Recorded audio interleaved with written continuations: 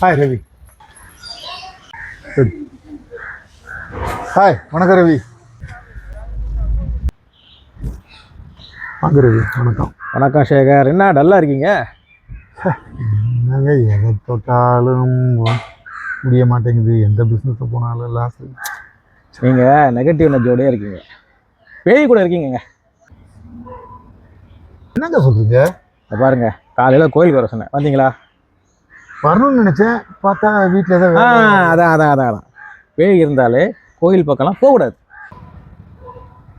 நேற்று உங்கள் அம்மா வீட்டுக்கு போகிறேன், நீங்கள் போனீங்களா? ஆமாம், போகணுன்னு. அவள் தான் ஒய்ஃபு.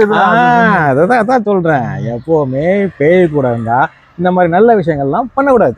டேய்,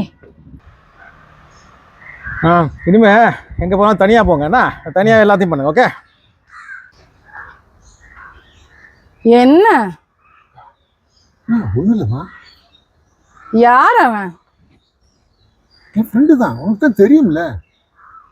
என்ன ப்ரோக்ராம்? ஒன்றும் இல்லை, கோயில் வர போயிட்டு அப்படியே அம்மாவை போய் பார்த்து வந்துடுறேன். மத்தியானம் வந்துடலாம்மா. தனியாவா? தனியாத்தாம்மா, போயிட்டு வந்துடுறேன். ஓ, அவன் இவ்வளவு நேரம் என்னை பார்த்து பேய் பேய் பேய் பேய்ன்னு சொன்னும் போதுலாம் உங்களுக்கு புரியல, ஆனா தனியா போன்னு சொல்ற மட்டும் புரியுதா? இப்ப பேய் அடி என்னன்னு நான் காமிக்கிறேன்.